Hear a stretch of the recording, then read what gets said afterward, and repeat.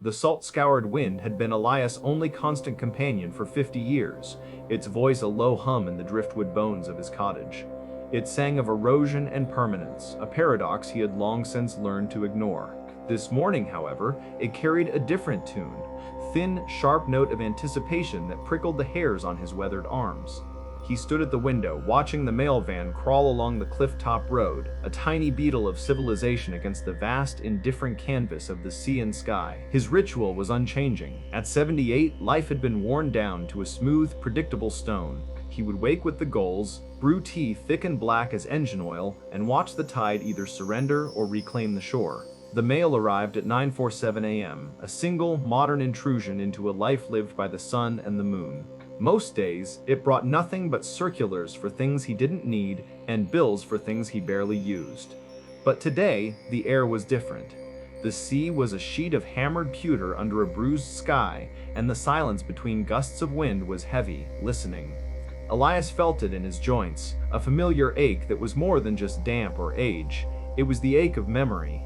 He watched the postman, a young lad with a face too cheerful for the solemnity of the coast, place a small stack in his rusted mailbox. The lad waved, a flash of fluorescent yellow, before his van disappeared over the rise. Elias waited. He let the silence settle back into its rightful place before pulling on his worn boots and stepping outside. The air smelled of kelp, ozone, and something else, something ancient and dry, like dust from a forgotten tomb. He opened the box, a utility bill, a pamphlet for walk-in baths, and beneath them, something else. It was an envelope, the color of old cream or sun-bleached bone. It was not a modern, self-sealing thing. It was thick, fibrous paper, the edges softened by a journey he couldn't begin to imagine. There was no postmark, no stamp, only his name and address written in a script that was both elegant and wild, like vines reclaiming a stone wall. The ink, a faded sepia, seemed to have bled into the very fibers of the paper. He knew the handwriting. A chasm of 50 years opened in his chest and the air rushed out of him. It was Elara's. His hand trembled as he took it. The envelope was impossibly light, yet it felt as heavy as a drowned man. He ran a thumb over his name, Elias Thorne, the loops and swirls as familiar as the lines on his own palm. It was impossible. Elara was a ghost, a half-remembered melody from a life had lived before this one, before the solitude and the sea had scrubbed him clean of all but the most stubborn stains of the past. He carried it inside, his heart a frantic drum against his ribs. He set it on the kitchen table, a simple plank of pine scarred with the marks of a lifetime. The letter lay there, an emissary from a dead past, an artifact out of time. It seemed to suck the light from the room, to quiet the familiar groans of the cottage. The ticking of the grandfather clock in the hall sounded like a hammer striking an anvil, each second a forged link in a chain pulling him back. He could almost smell her scent on it, not perfume, but the wilder fragrance of sea pinks, rain-soaked earth, and something else, something uniquely her, the faint metallic tang of a prophecy. He didn't open it, not yet. He made his tea, his hands moving with the clumsy precision of a man in shock. The steam rose, clouding the window pane, blurring the line between his small, warm world and the vast, cold one outside. He sat, the mug warming his palms, and stared at the envelope. It was a door, and he knew, with a certainty that chilled him to the bone, that he would not be the same man once he walked through it. 50 years. He had been 28, his body hard from hauling nets, his face not yet carved into a map of regrets by the wind. She was Elara. She hadn't walked on the earth so much as skimmed its surface, her feet seeming to know where the ley lines ran. She saw the world not as a collection of things, but as a woven tapestry of portents and symbols. A raven's flight was a sentence. The pattern of foam on a wave was a word. The whisper of wind through the standing stones on the headland was a story only she could hear. He had loved her for it, for the mythic gleam in her eyes. He had loved the way she'd traced the constellations on his back with her fingertips, naming them not with their Greek titles but with older, wilder names she claimed the stones had taught her. She called him her anchor, the one who kept her from drifting away entirely into her world of spirits and tides. He had called her his storm, the force that made his sensible, grounded world feel thrillingly, terrifyingly alive. Their end had not been a simple parting, but a cataclysm. It had happened on the night of the century's highest tide, a storm raging as if the sea itself were trying to tear the land from its roots. They had argued in this very cottage. He, with his fisherman's pragmatism, wanted a a real life with children and savings and a future that could be planned. He wanted her to let go of what he called her fancies. "They are not fancies, Elias," she had said, her voice quiet but resonant as a struck bell. The storm lantern cast flickering shadows that made her face a mask of ancient tragedy. "They are the bones of the world. You see the water, but I see the currents beneath. You see the clock, but I see how time truly moves not in a straight line, but in a spiral. It touches itself again and again," he had scoffed. "It's superstition, Elara. Stories to frighten children." The look she gave him then had broken something between them forever. It was not anger, but a profound, sorrowful pity. "One day," she whispered, "the storm roaring outside, you will understand. Time is a promise the universe makes to itself, and I can read its script." She left before dawn. He found a note on the table, held down by a smooth gray stone from the cove. "I will write you one last letter," it said. "It will find you when you need it most. It will tell you when your spiral returns to its beginning." He had kept the note for a year, then, in a fit of angry grief, had burned it, scattering the ashes into the uncaring sea. He never heard from her again. He learned years later, through whispers on the grapevine, that she had moved to a remote island in the Hebrides, and then, a decade after that, that she had been lost to the waves, a story that felt too mythic, too fitting to be untrue. Now, this, a letter that had traveled for half a century through some impossible, ethereal post. "It will find you when you need it most." He looked at his hands, spotted with age, the knuckles swollen. He looked around the quiet cottage. A museum of a life lived in the wake of her departure. He had needed it 50 years ago. What good could it possibly be now? The day wore on. The sun, a wheat disk of silver, climbed and then began its descent. Elias paced the confines of his home, the letter a silent, accusing presence on the table. He traced the grain of the wooden mantelpiece, his fingers lingering on a small carved seabird she had given him. He ran his hand over the worn armchair where she used to sit, curled like a cat, reading books of forgotten folklore. The entire cottage was a testament to her, a shrine he hadn't even realized he was building. He had thought he was living a life of solitude. He now saw he had been living a life of absence. Her absence. It was a tangible thing, a ghost that sat at his table and walked his halls. With every passing hour, the letter seemed to grow in stature. It was no longer a piece of paper but a monolith, a connection to a power he had spent his entire adult life denying. He had built his world on the solid rock of the tangible, the provable. Wind, water, rock, and toil. Those were his gods. But her letter was a seed of myth planted in the heart of his reality, and its roots were cracking the foundations. He saw her face in the shifting clouds. He heard her voice in the cry of a lone curlew. The world, his simple, predictable world, was starting to shimmer at the edges, to reveal the patterns she had always claimed were there. Was he going mad, or was he finally, after all these years, beginning to see dusk began to bleed across the sky, staining the pewter sea with hues of violet and rose? The lighthouse at the point began its slow, sweeping pulse, a rhythm as familiar to him as his own breath. It was a beacon for ships, a warning of the rocks, a guide in the darkness.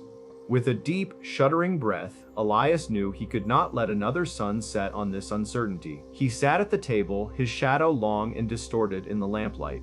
His hands, which had hauled ropes in gale-force winds and mended nets with surgical precision, fumbled with the delicate, unsealed flap of the envelope. The paper was brittle, and a fine, pale dust puffed into the air as he opened it, carrying the scent of dried sea pinks and the faint, cold smell of the grave. He slid out a single, folded sheet. The paper was the same as the envelope, thin as a moth's wing. He unfolded it carefully, his heart hammering against his ribs, a frantic prisoner. Her script flowed across the page, a river of ink that had not faded so much as settled into the paper's soul. It was not a long letter. But as his eyes scanned the first few lines, the world outside his window, the rhythmic sweep of the lighthouse beam, the sighing of the wind, it all fell away. There was only the lamplight, the page, and her voice, speaking to him from across the abyss of death and time. "My dearest Anchor, if you are reading this, then the currents have done their work, and this message has found its shore. I wonder what you look like now. Is your hair the color of sea foam? Are your eyes still the gray of a coming storm? I see you so clearly in my mind, the man of 28, so strong and so beautifully, stubbornly blind. I hope the years have been kind, Elias. I hope you found the solid ground you were searching for." Elias had to stop, his vision blurring. He squeezed his eyes shut, a single hot tear tracing a path through the weathered landscape of his cheek. It wasn't a drop of sorrow, but of shock. Her voice, her turn of phrase it was so vivid, it was as if she were sitting across from him, her hands wrapped around a mug of tea, her gaze both distant and intensely focused on him. He could almost feel the warmth of her presence, a phantom limb had long since forgotten how to miss. He took a steadying breath and continued reading. I am writing this on the night I left you. The storm is my witness and the sea is my inkwell. I told you that time is not a line, but a spiral. Tonight I stand at a bend in my own path, and I can see the whole of its shape laid out before me, like a chart of the stars. I can see your path too. They run parallel for so long, so close, but they do not touch again. You called my sight a fancy. Perhaps it is, but it is a truth I have lived by, a gift given to me by the tides that claim my ancestry.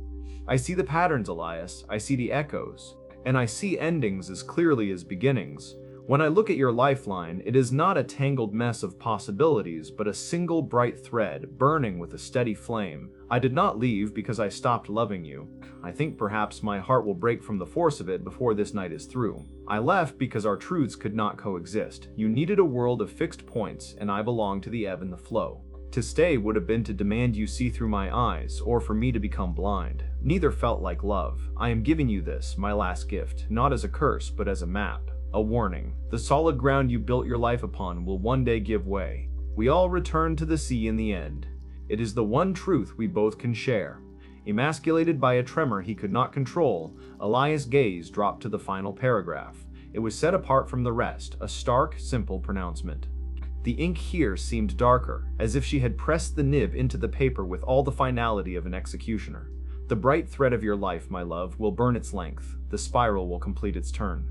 Do not be afraid, it is only a homecoming. Mark your calendar, my anchor, for the tide will come for you on the evening of the 23rd of October. He looked up from the page, his breath catching in his throat. He stared at the small, tide-predicting calendar hanging by the door, a habit from his fishing days.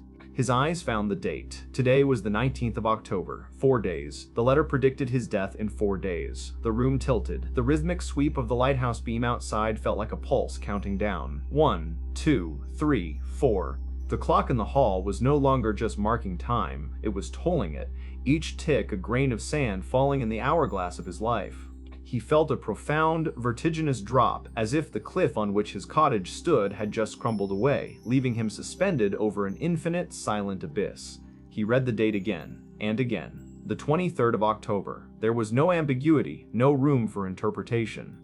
It was stated as a fact, as certain as the rising of the sun. This was not a premonition from a madwoman, it was a message delivered across 50 years with impossible precision. The sheer, undeniable reality of the letter in his hands, the paper aged to perfection, lent a terrifying weight to its contents. He had spent 5 decades building a fortress of rationality against the memory of her beliefs. He had dismissed her whispers of fate and destiny as the beautiful, dangerous poetry of a mind untethered from reality. And in a single moment, with a few lines of faded ink, his fortress was breached, its walls turned to dust. She had been right. All along, she had been right. The first day after the letter was a day of profound and unnerving silence. The world had not ended. The sky had not fallen. The gulls still wheeled and cried their mournful, hungry laments. Elias woke from a fitful sleep, and for a moment, a single blissful moment, he forgot. Then his eyes fell on the letter, lying on his nightstand where he had placed it, and the knowledge crashed back in. 3 days left. He did not panic. The shock had given way to a strange, crystalline calm. It was the calm a sailor feels in the eye of a hurricanean, unnatural stillness surrounded by the promise of inevitable destruction. The world seemed both muted and incredibly vivid. The green of the lichen on the stone wall outside his window was a shade he had never truly seen before. The complex, salty taste of his morning tea was a revelation on his tongue. He was seeing his life, the small, mundane pieces of it, as if for the first time, and also for the last. He spent the morning walking. He didn't take the cliff path, but descended the treacherous stone steps carved into the rock face down to the small, secluded cove that had been their sanctuary. The tide was out, revealing a shore littered with kelp, driftwood, and the secrets of the deep. He ran his hand over the great, weathered stones, their surfaces covered in barnacles and sea moss. He remembered Elara pressing her ear to them, claiming she could hear the planet's slow, deep heartbeat. He had laughed then. He did not laugh now. He knelt and pressed his own ear to the cold, damp rock. He closed his eyes, filtering out the sound of the waves and the wind. He listened, and in the deep, resonant quiet, he thought he could almost hear it, a low, rhythmic thrumming, the vibration of something immense and ancient. Or perhaps it was just the blood pounding in his own ears, a frantic countdown. That afternoon, he did something he hadn't done in years. He opened the old sea chest at the foot of his bed. The hinges groaned in protest. Inside, beneath yellowed navigation charts and his old fisherman's logs, were the few things of hers he had never had the heart to throw away. A book of Celtic myths, its pages foxed and smelling of her. A small, intricately carved whalebone charm. A silk scarf the color of a twilight sky. He picked up the scarf. It was impossibly soft, and as he held it to his face, he caught the ghost of her scent. Not sea pinks this time, but the warm, living smell of her hair. A wave of grief, so pure and sharp it was almost joy, washed over him. This was not the dull ache of absence he had lived with for 50 years. This was an active, breathing memory. The letter had not just predicted his death, it had resurrected her. He felt her presence in the room, a gentle weight in the air. He began to speak to her, his voice a hoarse whisper at first, then growing stronger. He told her about his life, the quiet, empty decades. He told her he was sorry. He told her he finally understood. He spoke until his throat was raw, and the last of the evening light faded from the sky, leaving him in the comforting dark with her ghost. The final day arrived not with a storm, but with a quiet, pearlescent dawn. The sea was calm, the sky a high, pale blue. It was a day of impossible beauty, a painter's day. Elias woke feeling rested, lighter than he had in years. The fear was gone, replaced by a profound sense of peace, of completion. The spiral was returning to its beginning. He dressed with care, choosing a clean wool sweater and his best trousers. He did not feel like a man condemned, but a man preparing for a long-awaited journey. He made his tea and carried it out to the small bench that overlooked the sea. The letter, now soft and frail from his constant handling, was in his pocket. He didn't have a plan. He simply sat and watched and listened. He watched the sunlight dance on the surface of the water, a million fractured diamonds. He listened to the waves sigh against the shore, a slow, eternal rhythm of giving and taking. He felt the gentle breeze on his face, a last caress. He thought of Elara, not with the pain of loss, but with the warmth of imminent reunion. The letter had been her final act of love. It wasn't a prophecy of doom. It was a schedule for a rendezvous. She hadn't been content to let him wander into the dark alone and confused. She had sent him a map, lit him a beacon, and told him the exact time to expect her. She was giving him the chance to meet his end, not with fear, but with grace, with awareness. As the sun began its descent, painting the clouds in fiery strokes of orange and gold, he understood the true consequence of her gift. It had collapsed time. The 50 years of loneliness and stubborn denial had